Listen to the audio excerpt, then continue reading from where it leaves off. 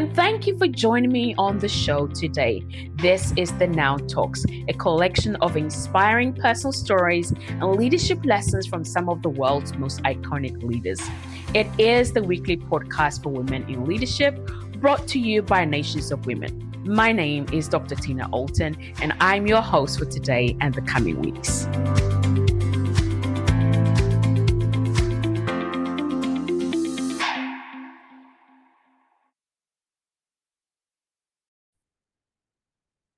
Welcome again to our Now Woman Talks,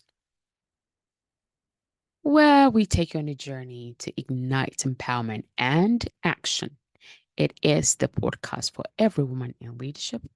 And today we want to really look at or have a conversation about what we believe, the power of what you believe, right? And how that can actually move you towards action or move you away from action, move you away from living, the true you that was created to be, or living completely with, 1,001 masks. And how are we going to do that? I think it really is important we look at, we have to cultivate certain things, right? That enables us or helps us to take decisive steps forward. So my hope this morning, afternoon, evening, or night, wherever it is you're listening from, is that hopefully I would be able to guide you through a journey that will ultimately help you to transform by the renewing of your mind, and also to transform by reshaping your beliefs. And that, my friends, is one of the greatest key to unlocking your full potential. So join us as we, take another journey yet again on a Tuesday morning, or maybe you're listening in the afternoon, evening, doesn't matter. Get your cup of tea, coffee, water, juice, smoothie, whatever it is you take, and let's get going. So I want us to look at, what is it that actually affects us as far as what we believe is concerned. And I think the first step in dealing with what it is we believe is, what am I aware of? Actually, what am I aware of? So the invitation here is for you and for I to take a closer look at the beliefs that have shaped your thought, your choices, your actions, and begin to recognize how have these beliefs been influencing the entirety of your life. And the truth is, it could have been influencing your life both for the positive and also for the negative, right? So what we believe truly shapes. It is what it will shape my thoughts, your thoughts. It's what shapes your emotions. It is what it propels you towards action. It is, the underlying factor for the choices you make. It is crucial. Even what you believe can be, what do you call it? The basis on who you see yourself as, right? So it's very, very important that you have an awareness of, what do I believe? So the challenge I have for you this week is dedicate some time for you to really sit down and reflect and journal so that you can explore what is it that you believe. Maybe pay attention to some of your recurring thoughts and patterns are very important. And then ask us whether these are actually in alignment with, the truth of who you are, who you've been created to be. Is that in alignment with that truth or not? And also identify, how did I come to believe this? Sometimes maybe we go through experiences, we go through challenges, disappointments, heartbreaks, fun experiences, even as well as, not so fun experiences, painful experiences. It doesn't matter which side of the coin, but the experiences we go through in life often can begin to shape what it is that we believe. So your first challenge this week is dedicate time, reflect on your thoughts, reflect on any patterns that you see, and then also reflect on, deep down, is this who I am? And then practically, you need to be able to sit down, just sit quietly and listen for that still small voice. You might call it meditation, you might call it quiet time. It doesn't matter what you call it, but just sit for a moment and hear the still small voice, right? Listen to that inner dialogue that's going on. And as you begin to gain that awareness, it would help you to identify anything you've come to believe that is actually holding you back, that has actually become an enemy to you. Secondly, you need to know when it comes to what you believe, you actually do have a choice.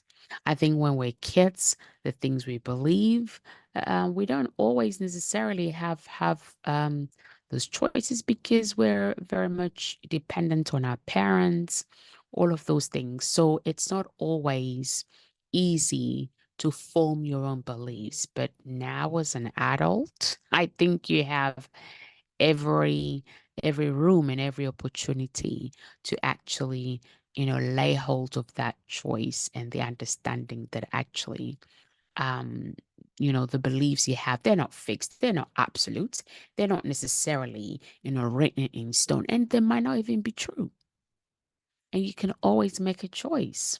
So, for example, if it's a painful experience, somebody disappointed you, and I was having a conversation with one of my daughters um today because she'd had something of her brother. It was just like an empty shoebox or something she's had for years. And he's tidying his room and he's like, actually, I need some boxes. And I realized, hey, my sister had my box. So he's like, okay, I want it back. And, there's this brother sister thing. And she was really, really upset. And it's like, oh, he doesn't like me. And I'm like, no, you have to, you have to recognize you have a choice, right? So what I'm trying to say is that sometimes the experiences we go through might make us believe something which is not necessarily true, but you always have a choice. The choice is I can actually choose to let that go and accept the fact that people will disappoint you, people will let you down. And the truth is, we all will disappoint somebody. We all might let somebody down. And it can be as simple as, a friend inviting you, hey, can you come out or can you do? And genuinely, maybe you have, work to do, or maybe you have family responsibilities and you genuinely will not be able to. You have to say no. Now, that is a genuine no, but nonetheless, it can make that friend feel disappointed or let down. So the truth is, we all will at some point do that, but it doesn't mean we have to be stuck with that belief that that person doesn't like me or they don't love me or I'm stuck or this is fixed. Challenge the beliefs that you have been told. I mean, when I say challenge, I don't mean go and face up or square up to anybody. I mean, you sit down and you think to yourself, what is it that I've come to believe? What do I believe about who I am? What do I believe about myself as a woman? What do I believe about, myself as a woman in leadership? What do I believe about myself as a mother, as a wife? You sit down and you think through those things, challenge those, right? And did you just take them, or did you maybe consider, other perspectives? So you have the choice to reject the lies that are no longer lies that actually would have been lies from the beginning, or lies that no longer is serving you in the sense of, let's say your primary school teacher said something to you and you've believed that you have the choice to let that go because that is a lie that is not serving you. And you need to now take that bold step and step into the truth of who am I? Who are you? What does God say about you? So you have the choice to believe the lies the world is telling you, or maybe, the lies that you've even come to believe yourself, maybe because of a painful or a challenging experience or situation or circumstances that you went through. And you can choose the truth of who does God say I am? So the challenge I have for you, every week we have a challenge, is you must question the validity of what you've come to believe. ask yourself, is this something that is holding me back actually from, reaching my full potential? Is this actually in alignment with who God says I am? If it's not, if it doesn't line up with who God says you are, then you know it's a lie.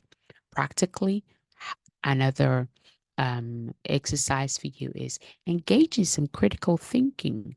Maybe do a little bit of research, gather a bit more evidence, and challenge those beliefs. And also, surround yourself with different perspective. Be open to questioning what you've come to believe. And over time, don't get stuck in, what you've come to believe, especially where it is not true, especially where it falls outside of who God says you are. You must also reframe like your perspective, right? Because what we believe actually frames our perspective. And so if we're going to do the opposite of that, or if we're going to undo that, untie that, you have to reframe what it is you believe. And that means you've got to shift completely your perspective and your interpretation of situations. You've got to recognize that your beliefs are not fixed truth.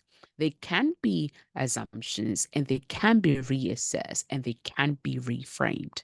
So, yes, this week you need to reframe what it is that you've come to believe. Practically, reframing your belief means like looking at alternative, interpretations of that situation. There's plenty of books out there of, maybe other women telling the story of going through similar situation and how they overcame that. And that would help you to now begin to reframe your own perspective on, okay, you know what, this happened to me and I'm stuck in that. But the truth is, yes, maybe I think I was listening to, it was Mike Todd, and he's based in, Tulsa, Oklahoma. He was talking about how sometimes we get stuck in not being able to heal because nobody actually acknowledged that the challenge, the difficult, the painful situation you went through actually was not kind. It wasn't fair. It wasn't right. So maybe maybe. If that is what you need, then you'll hear it from me today.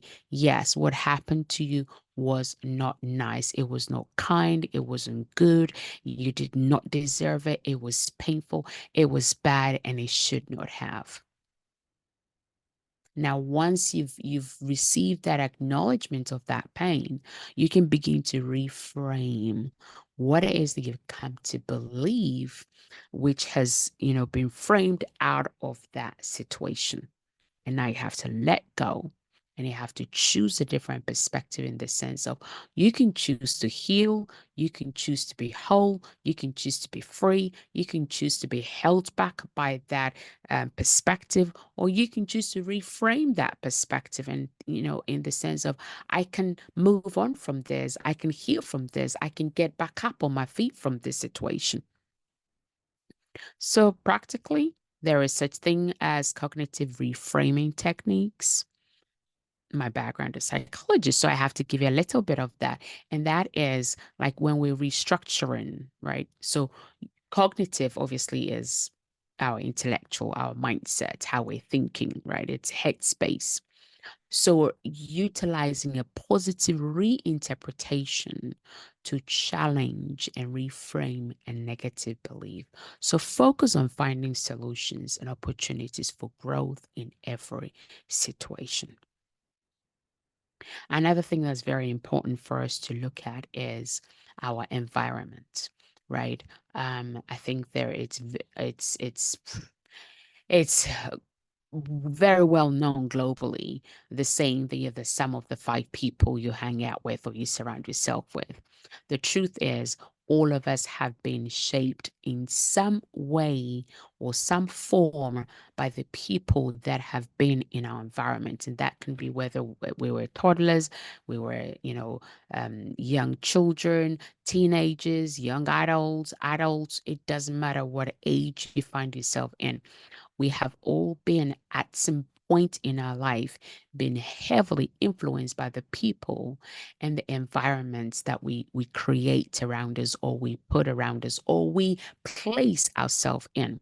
And so one of the things you can do, or you need to consider, is your environment. Who are the people that are around you? Are these people that uplift you?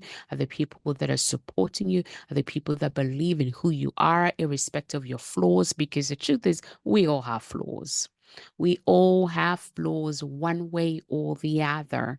Nobody is perfect, but you can find such people or friends that actually believe in who you are, believe in who God says you are, believe in, who you've been called to be or created to be, irrespective of your flaws. And they're the people that you need in your environment, because it would help to shape your belief, in the sense of we can then equally be enlarged in our capacity to be able to love others equally, what's and all, irrespective of their own flaws.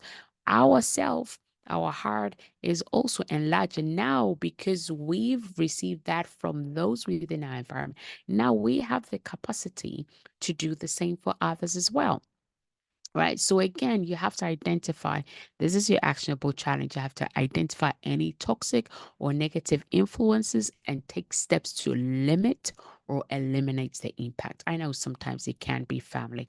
You can't completely cut yourself off. But I mean, if you need to, I would recommend seeking professional help, maybe from a counselor or a therapist or a psychologist, who can help you to devise a personalized plan that would help you to come out of a negative or toxic environment, especially where family are involved in.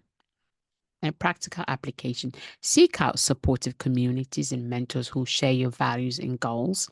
Engage in positive relationships and environments that foster growth, your learning, and also empowers you. And I am so proud. I'm going to say this 1,001 times every single day that I have breath in my lungs. And that is one thing I'm so proud of about Nations of Women, is that we provide an environment that you can come as a woman, and you can know from the get-go that you belong. You don't have to fit in, because we understand, we believe that we've all been created uniquely. We all have been created uniquely. And so I don't have to expect you or require you to step out of your unique design, of the uniqueness with which you've been created, to fit in order to fit into something else. So, of course, I'm not saying that we don't have to develop our character and all of those, grow and mature, and, in our thinking and behavior and all of those things. No, that's not what I'm saying. But I'm talking about our essence of who God says we are. We have to, seek to be in environments that does not expect us to change who God says we are in order to fit in. Right? You want to be in an environment that acknowledges that you have been uniquely made and created, and that is okay. Right. So that I hope that is self-explanatory. Now, another thing we need to think about when we're dealing with our beliefs is we have to overcome our limiting mindsets. Your mindset can either be your greatest ally or your biggest obstacle, or even enemy. Your mindset can hold you to ransom. Your mindset can can literally sabotage your entire life. So it's very, very important that you identify and really, make note of, what have I come to believe that actually limits me, that holds me back, that puts me into fear, that makes me fearful, that makes me anxious, that makes me all the things that it's like you're afraid of doing this, fear of, taking a risk or taking a step, or you're anxious, or you're thinking, what are other people going to think about? All of those things are developed out of limiting mindsets. Now, I'm not saying that, you can literally turn it off, but I'm also saying that you can literally turn it off. For some people, it might actually require that you get professional help to actually walk through that process of changing your limiting mindset. But for others, where you have that will within you, you know that, you know what, I was born and created for more than where I am now, and that I have potential, I am capable, I can do this, I was born for this, I was created for whatever it is. If you're activated in your spirit, in your heart, in the inner being of you, then you can make up your mind that actually, you know what, I am no longer going to be bound by fear or anxiety or what ifs, or what people think of me, and outside opinions and validations and whatever is, you name them. You name what is that mindset that has been holding you back. You've got to confront them head on and acknowledge that, of course, yes, it exists. You know what? Actually, I've been fearful, or I've been anxious, or I've been seeking external validation, whatever it is, name it. And you know what? Yeah, okay, I've been all of those things. But the truth is, I am not. You don't have to be your past. You don't have to even be who you believe you are today. When there is that opportunity for you to actually step into who God says you are. So replace that negative self-talk. What is that you're saying to yourself?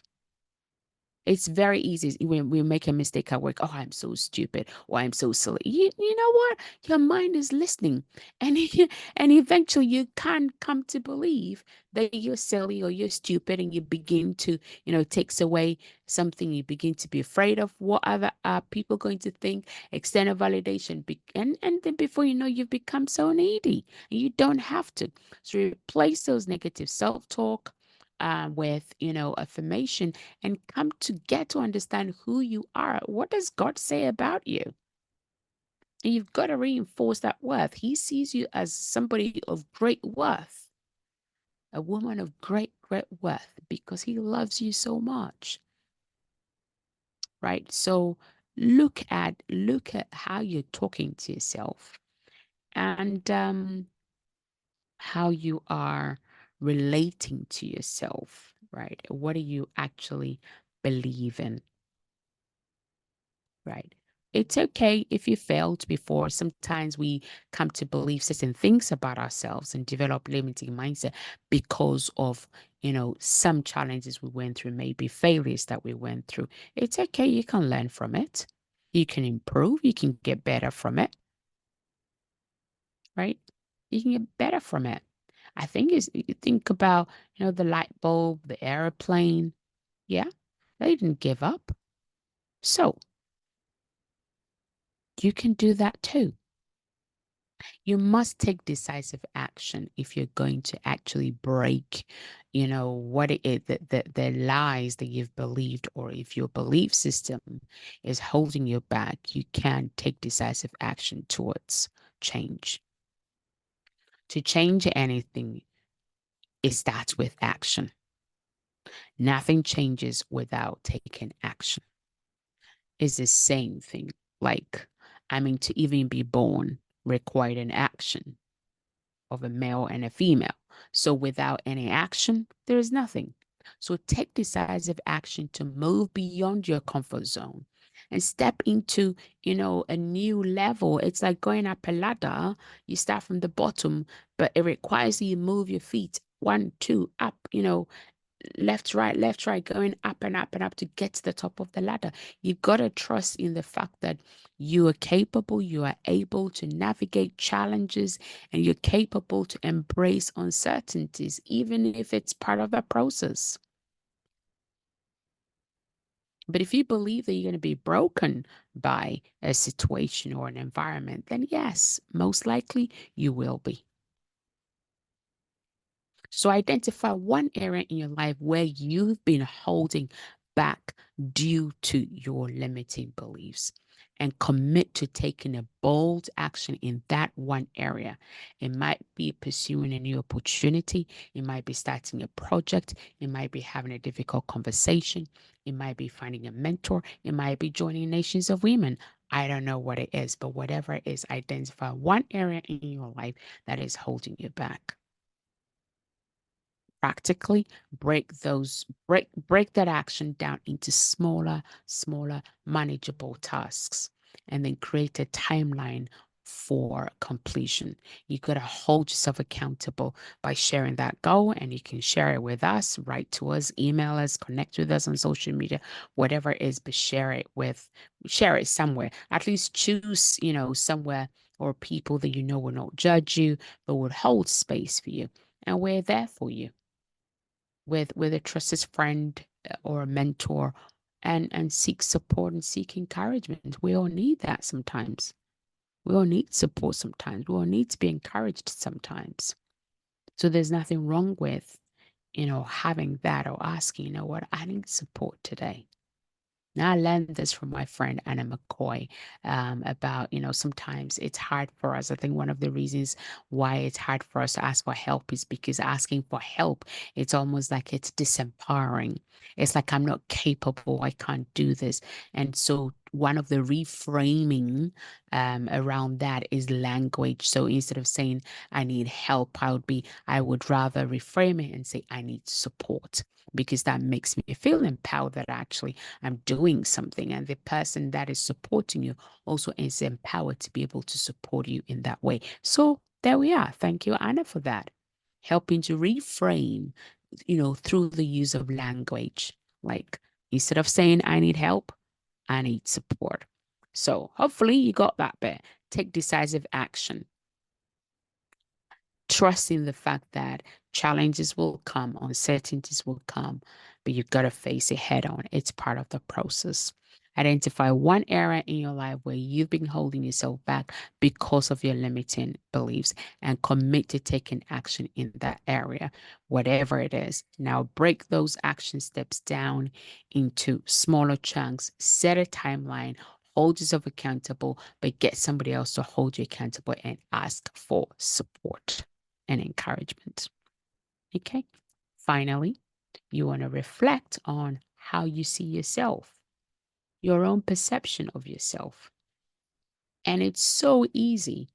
It's so easy and so true at the same time. How you see yourself shapes your reality. So reflect on how you perceive yourself. Is this actually true of who God says you are, or what? Right. And often it's so easy to see ourselves as our mistakes that we made in the past, or maybe as our failures, as the wrong choices that we made. The truth is, everybody's failed before. Everybody's made, mistakes before. Everybody's made bad choices before. Are we likely to make, choices that are probably not so great? Probably. But you cannot hold and you cannot set your mind to believe that who you are is that past you that made those mistakes or bad choices or bad friends or whatever. You're not your past. You're not your past failures. You're not your past mistakes, because you are free and completely free from all condemnation and all accusation. You're completely free from any of those things, because that's what God says, and that's what He is to us. He calls us His daughters. And if you're a parent, you love your children unconditionally. No matter what, they continue to be your children. So sit down and reflect on your own perception of who you are. Are you seeing who you are because of your past? And if it is, let me reiterate that you're not your past mistakes, you're not your past failures, and you're not your past, period. So take some time. This is your actionable challenge. Take some time for introspection and journal to explore how you perceive yourself, your identity. Is it really, truly who God says you are, or is it limiting you because you're choosing to see yourself through your past, through, I don't know what filter is, through pain, through unforgiveness, through whatever it is. And keep looking and keep looking and keep looking and keep looking. And also reflect on, who is the true you? Who does God say you are? An application, when you write down on, maybe your perception of yourself is all these mistakes you've made. It's okay. Give yourself grace. You want to write down or speak out, look in the mirror and speak to yourself, call out your name, and you say, oh, I forgive you for making those bad choices. I forgive you for making those mistakes. I forgive you for whatever it is, XYZ, and forgive yourself. Treat yourself with kindness and respect. Focus on, the strengths that God is putting inside of you. And begin to see yourself as that confident daughter, as that confident woman, as an empowered leader. Or maybe if you can't yet, there is always somebody that we all, admire. So begin to see that person that you admire. Might be a part of, a specific aspect of their character, whatever it is. Begin to see yourself developing in that area. And that would help you also as part of reframing your perspective and your own internal perception of who you are. So hopefully this has been, a journey where we've been looking at the beliefs that we hold and how is that been impacting or affecting, where you're called to be, right? Who you can be, who God says you are. So it's a journey of self-discovery and transformation. Explore the power of your beliefs and the actions that you've taken as a result of those, or actions that you haven't taken as a result of that either. Cultivate awareness, become aware of, have that awareness. What do I actually believe? Make empowered choices. Reframe your perspective. It can be perspective, maybe reframe your language also. Find the right people that you can be around, right? Change your environment. Your surrounding matters.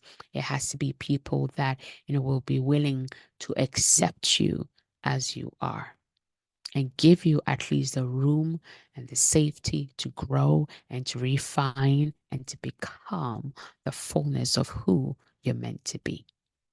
Overcome those limiting mindsets. Take decisive action. Reflect on who you see yourself as and align them with, what does God say about me? And as you do those, it is my hope and my prayer that it will help you to unlock your potential and help you to achieve, the success that you so rightly deserve.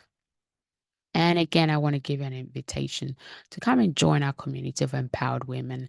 And hopefully, maybe for some of you, that would be your first step towards your transformational journey. So, whatever it is that you find yourself in, whatever you believe, whatever your mindset, whatever your perception, if it is not true and it is not speaking to who God says you are, you know what to do. You can write to us, email us, or connect with us on social media.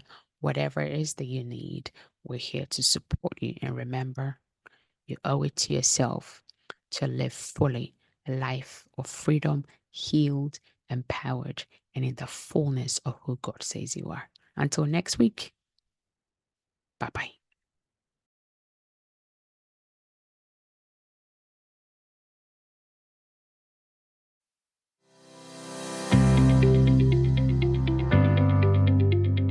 And that's all for this week. You've been listening to Dr. Tina Allton with the Now Talks, the weekly podcast for women in leadership, brought to you by Nations of Women. All that remains is for me to say, have a fantastic week, stay safe, and reach out if you need any help now at nationsofwomen.com.